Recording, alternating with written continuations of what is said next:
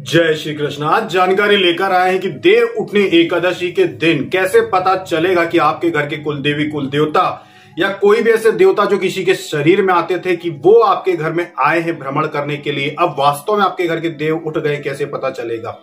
जिन लोगों के घर में कभी किसी जमाने में किसी भी देवी देवता का स्थान हो, चाहे वो गांव में क्यों ना हो, जिन लोगों के घर में किसी को सवारी आती हो पहले के समय में, चाहे वो जिसके शरीर में सवारी आती हो वो जीवित ना हो, लेकिन आपके देवी देवता कभी आपका घर नहीं छोड़ते हैं, कभी आपका साथ नहीं छोड़ते हैं। वो हमेशा इस इंतजार में रहते हैं कि कब आप उनको मानेंगे, पूजेंगे और वो आपकी सहायता कर सके। क्योंकि जब भी देवी देवता किसी भी व्यक्ति को सिद्ध होते हैं तो उसकी कई पीढ़ियों तक सहायता करते हैं।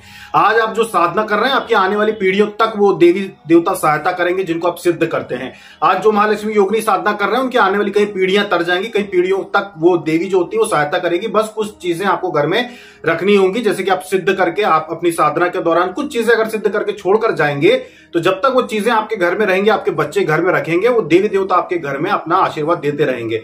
और आपके बच्चों को पता भी रहेगा कि भाई इसका पूजन करना है, तो उनको ना भी पता रहे कि अपने दादा परदादाओं ने कौन सी देवी सिद्धि करी थी, लेकिन अगर उस वस्तु की भी वो पूजा करते रहेंगे तो वो देवी देवता उन पर आशीर्वाद बनाए रखते हैं। तो ऐसा होता है। तो जब इस बार अभी देव उठनी एकादशी जैसे कि आ रही है, तो देव उठनी एकादशी बहुत सारी जगहों पे कल मनाई जाएगी, बहुत सारी जगहों पे परसों मनाई जाएगी। तो यानी कि 14 नवंबर 15 नवंबर 2 दिन है। 14 नवंबर को बहुत ज्यादा जो है 14 नवंबर की मान रहे हैं और कुछ जगहों पे 15 नवंबर की मान रहे हैं। तो आपको करना सिर्फ ये है कि आपको उस दिन जो भी विधि विधान आपके राज्य में होता है, जिस भी विधि विधान से आप पूजा करते हैं, तुलसी जी का शालिग्राम के साथ पूजन करते हो, विष्णु जी का आप लक्ष्मी जी के साथ पूजन करते हो, कहीं कहीं गणेश जी का पूजन होता है तुलसी जी के साथ, तो जिस भी तरीके से आपके यहाँ पे पूजन होता हो या इन सभी का पूजन आप एक साथ करते हो। जैसे हमारे यहाँ क्या होता है कि तुलसी जी रहती है, उसको बढ़िया खुली जगह में रखते हैं। वहां पे जो गन्ने मिलेंगे कल, तो गन्ने लाके और एक उसका मंडप सजाया जाता है, उसके नीचे तुलसी जी के नीचे वहीं पर शालिग्राम भी रखा जाता है, लक्ष्मी नारायण की मूर्ति भी रखी जाती है जो पीतल की आती है, और पीतल के गणेश जी हैं तो उनको भी रखा जाता है। और फिर बढ़िया बाटी चूरमा सब कुछ बना के प्रसाद, बाटी चूरमा तो आप लोग जानते ही हैं, जो बाटी होती है जिसको पीस के और फिर उसमें घी और शक्कर मिला के उसको बारी को फिर चूरमा बना के उसके लड्डू भी बनाए जाते हैं। तो वो चीजों से भोग लगाया जाता है और उनका पूजन किया जाता है। तो हमारे यहाँ इन सब चीजों का पूजन होता है। तो ऐसे ही आप कर सकते हो। और जो मौसमी फल हो, 5 प्रकार के फल चढ़ाए जाते हैं जो भी मिलते हो, जैसे कि आपकी चने की भाजी होगी, आंवला होगा, सिंघाड़ा होगा, ऐसे जो 5 ऋतु फल, यानी अभी जो भी 5 फल मिल रहे हो बाजार में, वो कल चढ़ेंगे देवी देवताओं को। तो उनको चढ़ा जाता है और नारियल फोड़ा जाता है अपने घर की कुलदेवी कुल देवता के नाम से। तो एक बार ध्यान रखना कि जब भी आपके घर के कुलदेवी कुल देवता वहां पर आते हैं तो ऐसा नहीं है कि वो आपसे दूर खड़े रहते हैं, वो आपको अनुभव कराते हैं। जो भी व्यक्ति नहा धोकर, शाम को एक बार नहा लेना, अगर सुबह नहा लेते हैं तब भी, जो भी व्यक्ति नहा धोने के बाद बाथरूम मत जाना, नहा धोकर जब आपको पता हो कि बस अपने को आधे घंटे में पूजन कर रहा हो, तो आप पहले से सारी तैयारी करके आ जाइए, मंडप बना के आ जाइए, सामग्री पूरी सजा कर आ जाइए। उसके बाद जाके नहाइए और नहाने के बाद सीधे फिर पूजन के स्थान पे जाके आप जब पूजन शुरू करते हैं तो उस समय देवी देवता आपके शरीर में प्रवेश करते हैं। सवारी के रूप में नहीं आएंगे लेकिन प्रवेश करते हैं। और जब वो प्रवेश करते हैं तो आपकी रीढ़ की हड्डी में, पीठ के तरफ या फिर शरीर में कहीं भी, दाहिने अंग में, बाहिने अंग में, हाथ में, कहीं भी, पैरों में, कहीं भी बहुत तेज एकदम से आपको झंझनी से महसूस होगी, जो कि कुछ सेकंड रहती है, जो लगभग देखा जाए तो आधी मिनट रहेगी या 10 सेकंड रहेगी कुछ लोगों को 15 सेकंड, कुछ लोगों को 5 सेकंड। पर वो जो झंझनी आती है शरीर में, वो इस बात का सबूत होती है, इस बात का प्रत्यक्ष प्रमाण होती है कि कोई शक्ति आपके शरीर में प्रवेश कर गई और फिर वो चली जाती है। अब आएगी, आपकी पूजा ग्रहण करके वो शक्ति चली जाती है। तो वो आती जरूर है। जिनके भी घर में कभी किसी को भी सिद्धि मिली हो, किसी के भी घर में कोई देवी देवता हो जो आज भी अगर उनकी कृपा है तो वो आ जाएंगे। जब आप पुकारेंगे कि मेरे घर के देवी देवता, नाम ना पता हो कोई बात नहीं, मेरे घर के देवी देवता जो भी किसी भी व्यक्ति ने पहले सिद्ध किए हो, मैं चाहता हूं कि मैं उनका पूजन करूं, मैं चाहता हूं कि वो हमारी सहायता करें और वो आके अपनी पूजा ग्रहण करें, स्वीकार करें। तो जब आप इस तरह से आप पूजन करेंगे तो किसी भी समय आ सकते हैं। ऐसा जरूरी नहीं है कि आप आरती कर रहे हो तभी आए या भोग चढ़ा रहे हो तभी आए, वो किसी भी समय आ सकते हैं। ऐसा जरूरी नहीं है कि कोई विशेष समय हो, किसी भी समय, वो आरती के समय पे ही, लेकिन यानी लगभग वो जो आपका 10 मिनट का समय रहता है कि आप सारा उनको तिलक चढ़ाते हैं, भोग चढ़ाते हैं, फल वगैरह, फूल फल सब चढ़ाते हैं उसके बाद आरती करते हैं। तो ये जो 10 मिनट का समय होता है, इसी में वो वाइब्रेशन आपको अनुभव होंगे। जिनके घर में देवी देवता रहते हैं उनको, सभी लोगों को नहीं। सभी लोगों को तो पवित्रता का आभास होता है, बाकी सारी चीजें सही रहती हैं, लेकिन देवी देवताओं के शरीर में आने का आभास सिर्फ उन लोगों को होता है जिनके घर में देवी देवता हों।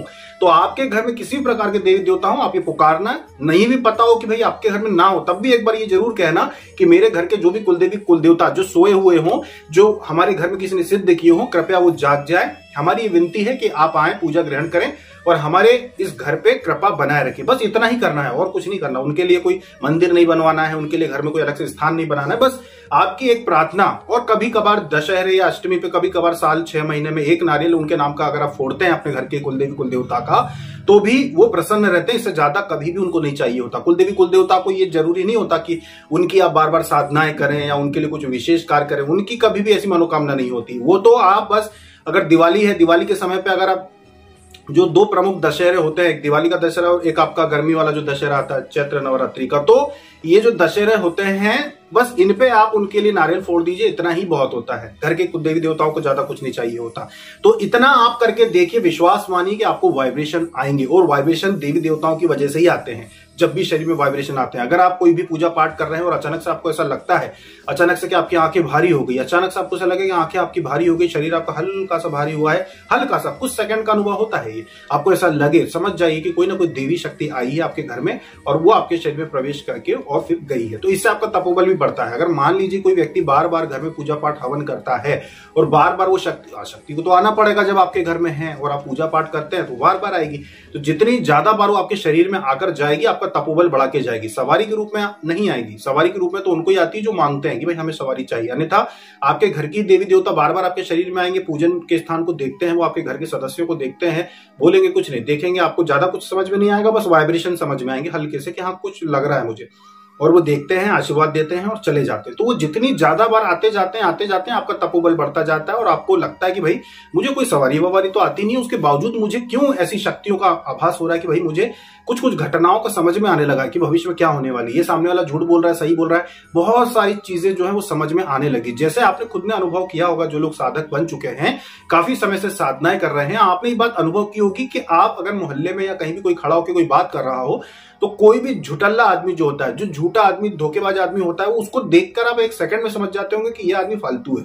देखते से ये चीज पहले क्यों नहीं समझ में आती थी? पहले क्यों आप हर व्यक्ति पे आपको सोचना पड़ता था कि भाई ये व्यक्ति धोखेबाज है कि नहीं, सोचना पड़ेगा, घर में बात करनी पड़ेगी, किसी से भी आप कुछ भी चीजों के लिए कहते थे घर में बात करनी पड़ेगी। लेकिन अब क्यों आप एक झटके में समझ जाते हैं? क्योंकि अब आप साधक बन चुके, एक बार में आप समझ जाते हैं कि नहीं, इसके बातों में नहीं आना चाहिए। वो उसका कारण यही होता है कि देवी देवता बार बार आते हैं, जाते हैं, आते जाते, तो आपके विकास होता है, आपका तपोबल बढ़ता है, आपका बौद्धिक विकास होता है, आपकी जो इंद्रियां होती है वो तीव्र हो जाती हैं इन चीजों को समझने के लिए, और फिर वही आपकी सहायता करती हैं। तो इस तरह से आपको अनुभव होने वाले हैं देव उठनी एकादशी पे। तो आप सभी साधक जो साधनाएं करते हैं वो ये प्रयोग कीजिए कि एक नारियल जो है अलग से अपने कुलदेवी कुलदेवता के नाम से रखिए, और अगर एक नारियल खरीद के लाए हैं तो वही एक नारियल, 2 नारियल नहीं कह रहे हैं कि एक अलग से, कहने का मतलब ये नहीं कि एक नारियल तो आप 11 पे फोड़ने के हिसाब से ले आए और एक अलग से खरीद के लाए कुलदेवी कुलदेवता के लिए, नहीं, एक नारियल जरूर रखना है पूजा में अपने को फोड़ने के लिए। तो वही जो नारियल रहेगा वही कुलदेवी कुलदेवता का भी रहेगा, वही आपके सभी भगवान का रहेगा। तो वही नारियल, एक नारियल जरूर रखें कल आप या परसों जब भी आप मान रहे हैं, और ये प्रार्थना करें कि मेरे घर के देवी देवता आए।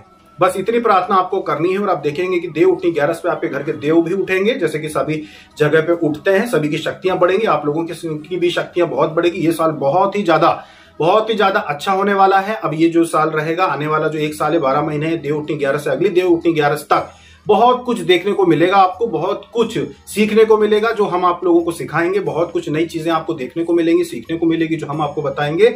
और भी आगे कुछ ऐसे वीडियो आने वाले हैं जो बहुत ही रोचक होने वाले हैं, जिसका आप लोग बहुत समय से इंतजार कर रहे हैं। हमने कहा था कि हम ऐसे चीजें आपको दिखाएंगे, अब वो आने वाला है समय देव उठनी 11 के बाद। तो अब वो हम आपको आगे भी लेकर आएंगे, जिससे आपको बहुत आनंद आएगा इसे वीडियो देखने के लिए, कि जो बातें हम वीडियो में बताते थे, जब उन्हीं बातों को कुछ कुछ अंशों के रूप में वीडियो में दिखाएंगे, तब आपको जो चीजें हैं वो और भी ज्यादा रोचक लगेंगी। तो ये थी जानकारी देव उठनी 11 पे एक छोटे से प्रयोग के लिए, कि एक बार आप पूजन के पहले नहा के और आकर और फिर तुरंत आप पूजन करके देखिए, और ये एक बार आह्वान करके देखिए अपने घर के देवी देवताओं को। आपको शरीर में हल्के से वाइब्रेशन अवश्य आभास होंगे और आपका विश्वास बढ़ेगा अपने घर की देवी शक्तियों पर। अभी तक इतना ही। जय श्री कृष्णा।